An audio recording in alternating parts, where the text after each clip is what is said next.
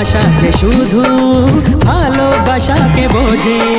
তুমি শুধু তুমি নিয়ে আমি, তুমি শুধু তুমি নিয়ে আমি, এই তো জীবন।